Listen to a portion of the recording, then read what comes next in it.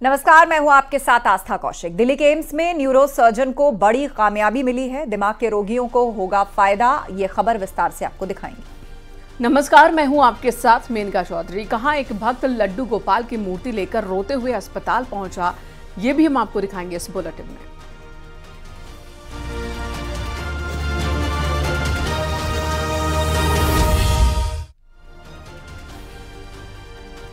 देश के सबसे बड़े अस्पताल दिल्ली के एम्स में डॉक्टर्स ने एक बार फिर कमाल किया है। न्यूरो सर्जरी के डॉक्टर्स ने एक ऐसा डिवाइस तैयार किया है जिसके जरिए दिमाग के अंदर के हिस्से की पूरी जानकारी मिल पाएगी। आने वाले समय में यह टेक्निक मरीजों के इलाज में काफी कारगर साबित हो सकती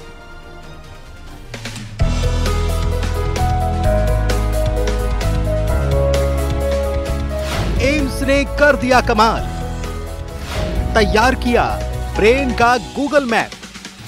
क्यूआर कोड स्कैन कर देख सकेंगे ब्रेन।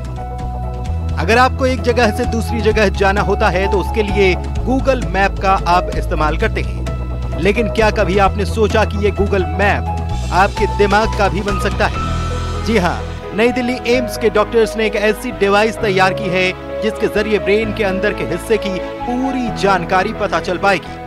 एम्स ने अब एक ब्रेन मैप बना दिया है, या इसको हम कह सकते हैं ब्रेन क्यूआर कोड जो है वो बन गया है और सर्जरीज के लिए एक नुस्खा मिल गया है। तो जो न्यूरो सर्जरी डिपार्टमेंट के डॉक्टर विवेक टंडन है, उन्होंने पूरी तरीके से बताया है कि किस तरीके से जो सर्जरी है वो आसान हो जाएगी। देखिए, सरल भाषा में अगर समझे तो जो सीनियर डॉक्टर्स होते हैं उनके साथ जो जूनियर डॉक्टर्स होते हैं उनको ज्यादा सीखने का मौका नहीं मिलता, और खुद डॉक्टर का कहना है कि जो बच्चे बुक से सीखते हैं उससे ज्यादा अच्छा है कि वो प्रैक्टिकली सीखें। एम्स के डॉक्टर्स ने जेली, अंगूर, खाली बर्तन समेत अन्य चीजों का इस्तेमाल कर इंसान के दिमाग का मॉडल तैयार किया है। अब इसका इस्तेमाल न्यूरो सर्जरी विभाग के डॉक्टर दिमाग की सर्जरी सीखने के लिए कर रहे हैं। राइट अक्रॉस द कंट्री हम लोग ने रियलाइज किया कि बहुत मुश्किल हो गया स्टूडेंट्स के लिए। जो वो बैच कोविड के दौरान पास होके निकला, वो बहुत कम सर्जरीज कर पाए और देख पाए, लेकिन अब वो चले जाएंगे यहाँ से और कहीं ना कहीं जाके प्रैक्टिस करेंगे। तो हम लोग ने डिसाइड किया कि उनको सिखाने के लिए कुछ नई नई चीजें करें जिससे कि बिना पेशेंट को टच करे भी वो सीख पाए। अब ये सवाल आता है कि आखिर ये डिवाइस काम कैसे करता है। डॉक्टर्स का कहना है कि एक सॉफ्टवेयर के जरिए ड्रिल करके इक्विपमेंट को ब्रेन के अंदर डाला जाता है। इसमें क्यूआर कोड होता है जिसे स्कैन करके पूरी जानकारी मिल जाती है। एक ऐसा सिमुलेटर बनाया जो कि आपको रियल लाइफ तो ना सही, लेकिन काफ़ी कुछ चीज़ें जो आप एंडोस्कोपी में देखते हैं और महंगे एंडोस्कोप को यूज़ करके सीखते हैं, वो भी आप बहुत ही कम दाम के ऊपर आप करके देख सकते हैं।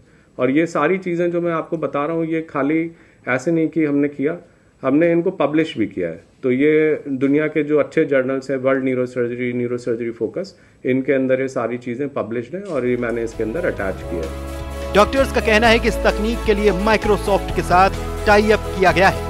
इस तरह का सॉफ्टवेयर डेवलप किया जा रहा है जो 3D इमेज को कोलैबोरेट करके होलोग्राम बना देता है। सबसे बड़ी बात यह है कि ये स्टूडेंट्स के लिए काफी ज्यादा बेनिफिशियल होने वाला है, क्योंकि वो सरल तरीके से समझ पाएंगे और जो भी जटिल बीमारियां हैं उनका जो इलाज है वो आसानी से जो है वो हो पाएगा। तो ये कहना गलत नहीं होगा कि जितनी बीमारियां बढ़ती जा रही हैं उसी तरीके से एडवांसमेंट भी जो है वो देखने को मिल रही है। कैमरामैन प्रहलाद के साथ फराह खान, न्यूज़ 18 दिल्ली।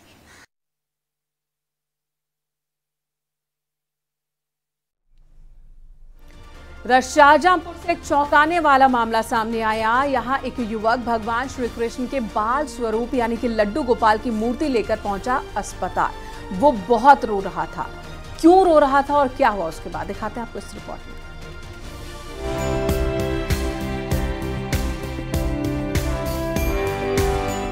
भक्त और उसके आराध्य का रिश्ता अटूट माना जाता है।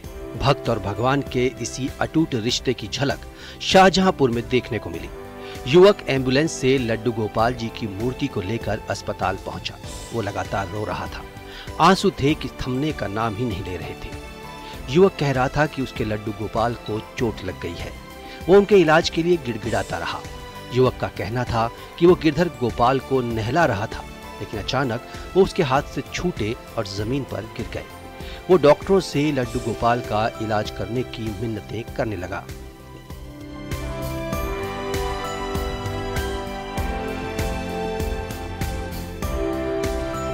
युवक की आस्था देखकर डॉक्टरों ने बाकायदा भगवान लड्डू गोपाल को भर्ती किया। युवक की हालत देखकर लड्डू गोपाल की जांच भी की। डॉक्टरों ने युवक को दिलासा दिया कि उसके आराध्य बिल्कुल ठीक हैं, चिंता करने वाली बात नहीं है। जब युवक को डॉक्टरों की बात पर यकीन हुआ तो वो भगवान को लेकर घर वापस लौट गया। दरअसल खुटार थाना क्षेत्र के सुजानपुर गांव के रहने वाले रिंकू की भगवान कृष्ण में अटूट आस्था है। उसके हाथ से मूर्ति गिरी तो उसने 108 नंबर पर फोन लगाकर एम्बुलेंस बुलवा ली। एम्बुलेंस पर तैनात स्वास्थ्य कर्मी भी ये देखकर हैरान रह गए। इस दौरान अस्पताल के बाहर तमाम भक्तों की भीड़ लग गई। हाँ, रिंकू नाम का एक व्यक्ति है जो सुजानपुर गांव का है जी, ब्लॉक खुटार का जी। तो उसने एम्बुलेंस 108 को कॉल किया होगा जी। उसके बाद में एम्बुलेंस वहां पहुंची और लेने गई तो पता चला कि लड्डू गोपाल की मूर्ति है, जिसको स्नान करा रहा होगा, वो गिर गई होगी जी। वो बहुत रो रहा है, ऐसा लगता है कि श्री कृष्ण का बहुत बड़ा भक्त है जी। इस वजह से उसे सांत्वना दे दी गई है कि हाँ सब ठीक है जी। बाकी अभी यहीं पे है तो उसको समझाने की कोशिश की जा रही है जी। भगवान लड्डू गोपाल का सरकारी अस्पताल में इलाज पूरे जिले में चर्चा का विषय बना हुआ है। शाहजहांपुर से न्यूज़ 18 के लिए दीप श्रीवास्तव की रिपोर्ट।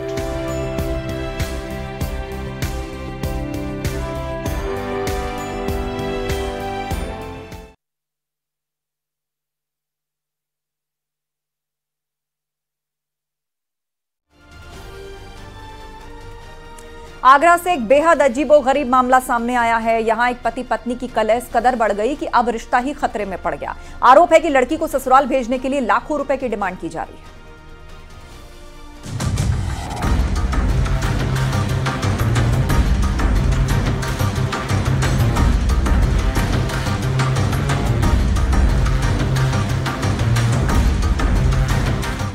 माता पिता अपनी बेटी की शादी करते हैं तो उनके दिल की ख्वाहिश यही होती है कि उनकी बेटी अपने ससुराल में राजी खुशी रहे। उनका दामाद और ससुराल वाले उसे कभी मायके की कमी महसूस ना होने दें। लेकिन आगरा से एक बेहद ही अजीबोगरीब मामला सामने आया है। यहाँ एक दंपत्ति की शादी खतरे में पड़ी हुई है। वजह बेहद ही चौंकाने वाली है। कलह इस कदर बढ़ गई कि महिला ससुराल छोड़कर मायके चली गई और अब वह वापस ससुराल नहीं जा रही है और ना ही जाना चाहती है। महिला ने अपने पति पर तो वहीं उसके पति ने उसके मायके वालों पर संगीन आरोप लगाए हैं। उनका कहना है कि जब भी वो अपनी पत्नी को लाने की बात कहते हैं तो उनकी सास 5 लाख रुपए की डिमांड करती है। उससे कहा जाता है कि जब तक पैसे नहीं दोगे तब तक बेटी को उसके साथ नहीं भेजेंगे। ये सुनने में बेहद ही अटपटा लगता है, लेकिन यही सच है। फिर क्या था, मामला पुलिस तक पहुंच गया, जिसके बाद पुलिस ने परिवार परामर्श केंद्र में ट्रांसफर कर दिया। परिवार परामर्श केंद्र के काउंसलर भी मामले को सुलझाने में लगे हुए हैं। दोनों के एक 6 महीने की मासूम बच्ची है। सब कुछ सही चल रहा था, लेकिन शादी के 1 साल के बाद दोनों में तनाव होने लगा। दोनों की शादी 2022 में हुई थी। लड़की का कहना यह है कि सर ये मेरे से मारपीट करते हैं, जबकि लड़के का कहना यह है कि सर मैं कोई मारपीट नहीं करता हूँ, मैं अपनी प्राइवेट जॉब करता हूँ, सुबह से शाम तक जॉब पर रहता हूँ और शाम को अपने घर आ जाता हूँ। ये लड़की के संबंध किसी दूसरे व्यक्ति से हैं और मुझे बिना बताए अपनी मायके चली जाती है। दरअसल फिरोजाबाद की रहने वाली एक लड़की की शादी आगरा के इरादत नगर क्षेत्र के रहने वाले युवक से हुई थी। शादी 1 साल तो ठीक चली, लेकिन धीरे धीरे दोनों के बीच में अनबन रहने लगी। युवक का आरोप है कि उसकी पत्नी उसे धोखा दे रही है। जब मैंने लड़की से पूछा कि नहीं सर, मेरे पड़ोस का रहने वाला लड़का है, मैं उसके साथ में अपने मायके चली जाती हूँ। तो लड़के का कहना ये है कि सर जब मैं लेने जाता हूँ तो ये आती नहीं है, कहती है कि मैं नहीं आ रही। जब मैं कुछ लोगों को लेके गया तो इसकी डिमांड 50,000 रुपये की थी।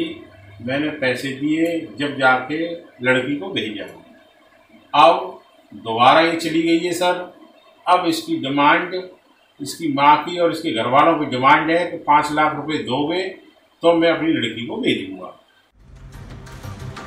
परिवार परामर्श केंद्र के काउंसलर्स ने दोनों पक्षों को बुलाया तो दोनों ने एक दूसरे पर ही आरोपों की झड़ी लगाना शुरू कर दिया। सास का कहना है कि बेटी उसके यहाँ पर रुकी थी, उसकी बेटी भी है जो 6 महीने की है, उसका भी खर्चा है और दवाइयों का भी खर्चा है। ये 5 लाख रुपए का खर्चा उसकी पत्नी के घर में रुकने से हुआ। वो पैसों की मांग हम कर रहे हैं, वह 5 लाख रुपए दे दे और अपनी पत्नी को अपने ससुराल ले जाए। हालांकि मामला परिवार परामर्श केंद्र में पहुंचा। काउंसलर्स अब दोनों को समझाने का प्रयास कर रहे हैं। अब अगली तारीख दे दी गई है। कामिर कुरैशी, न्यूज़ 18 आगरा।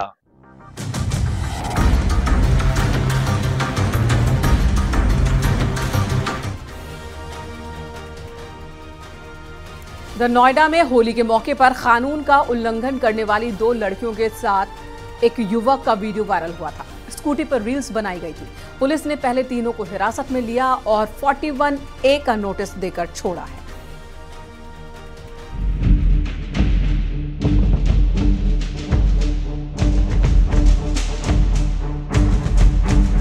नोएडा की सड़कों पर होली के दिन स्कूटी पर स्टंटबाजी के बाद अब पुलिस ने सख्ती की है। एक तरफ जहां 33,000 रुपए का चालान काटा तो वहीं FIR भी दर्ज हो गई। होली के दिन यानी सोमवार को नोएडा में स्कूटी में ट्रिपलिंग और होली खेलने का वीडियो वायरल हुआ था।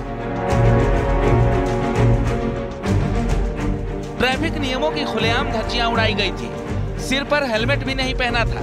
पुलिस ने एक्शन लेते हुए रील्स बनाने में शामिल तीनों युवाओं को पूछताछ के लिए हिरासत में लिया।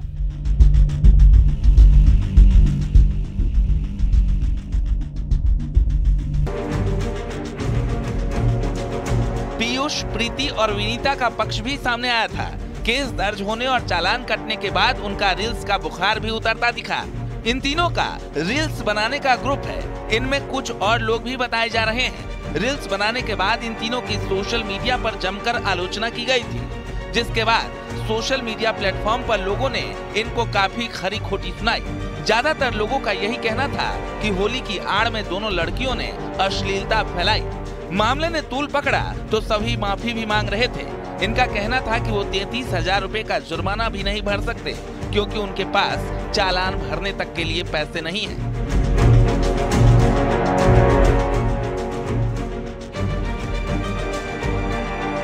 प्रीति और विनीता ने यह भी कहा था कि होली की खुशी में वीडियो बनाया गया था, अश्लीलता फैलाने की मंशा नहीं थी, लेकिन लोगों को बुरा लगा। इसके लिए वो सभी से माफी मांगती है और आगे से इस तरह के वीडियो कभी नहीं बनाएंगे। लोगों की भावना को ठेस पहुंचाना मकसद नहीं था। सोशल मीडिया पर इन दिनों एक वीडियो वायरल हो रहा है। वायरल वीडियो में 2 लड़कियां होली खेलते हुए दिखाई दे रही है। इसके बाद एक वीडियो और वायरल होता है जिसमें वो स्कूटी पर नोएडा में होली खेलते हुए दिखाई दे रहे हैं। इस वीडियो को अश्लील बताया गया, तमाम कमेंट्स किए गए। उसके बाद नोएडा पुलिस ने अपने स्तर से कार्रवाई की, चालान काटा 33,000 रुपए का और अब एक FIR भी लिखी गई है। हमारे साथ वो दोनों लड़कियां और वो लड़का पीयूष, दोनों लोग मौजूद हैं। बातचीत करते हैं और जानते हैं आखिर ये वीडियो बनाने का शौक कहां से आया और उसके बाद अब ये कार्रवाई हुई, इसको कैसे देखते हैं। सबसे पहले शुरुआत करते हैं प्रीति, क्योंकि आप लोग ने मेट्रो में भी वीडियो बनाया है। हाँ। आप कैसे देखते हैं और जिस तरीके से कमेंट्स आ रहे हैं उसको अश्लील बताया गया, तब दिमाग में था ऐसा कुछ कि ये अश्लील वीडियो है? जब मैंने वीडियो बनाई तो ऐसा नहीं लगा मुझे कि ऐसी वीडियो है, पर सब लोगों ने कमेंट किया तो मुझे अंदर से फील हुआ कि हो सकता है कि ऐसा गलत है। ये आइडिया कहाँ से आया था? मेट्रो में कहाँ से आप लोग आ रहे थे और किस मेट्रो में बनाया? मैं वीडियो शूट करके आ रहे थे अनस्पी से, तो वो जो रेड कलर की लाइन है उसी पे लाइन पे बनाई थी। अच्छा विनीता, आप कैसे जानती हो प्रीति को? हम लोग ना ग्रुप में काम करते हैं, एक दूसरे ऐसे ही मिल गए, जैसे इंस्टाग्राम द्वारा, जैसे पार्क में भी वीडियो बनाई हमने पहचानती है, इंस्टाग्राम पे जैसे ये भी वीडियो बनाया, एक दूसरे मतलब पहचान लेते। जब रील्स देखता है तो एक दिन हम फ्रेंड बन के सोचा ग्रुप में ही काम, तो हम ग्रुप में ही काम करते हैं। ग्रुप का हिस्सा पीयूष तुम भी हो? हाँ जी। तो कब से साथ में जुड़े हो? 8 महीने। 8 महीने हो गए। और क्या सपोर्ट करते हो इस पूरी रील में? क्या भूमिका रहती है आपकी?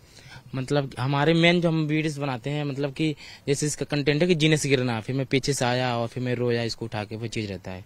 अच्छा, तो ये काम भी करते हो आप लोग? कहीं नौकरी करते हो तीनों? पहले जॉब करते थे, अभी 1 महीने से छूट गई हैं। आप? मैं करती हूँ खाना बनाने का। कहाँ पे? सोसाइटी में। सोसाइटी में। और विनीता आप?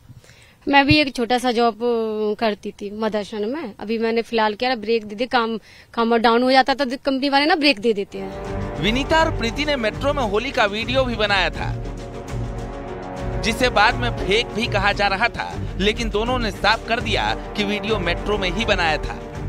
प्रीति उत्तराखंड की रहने वाली है। प्रीति का कहना है कि वो गरीब घर से आती है, इसलिए पढ़ाई भी बीच में छोड़ दी। अब अपने ग्रुप के साथ रील्स ही बनाती है। विनीता नौकरी के साथ साथ रील्स भी बनाती है। पीयूष 12वीं पास बताया जा रहा है। वहीं इनके सोशल मीडिया पर लाखों फॉलोअर होने की बात भी सामने आई है।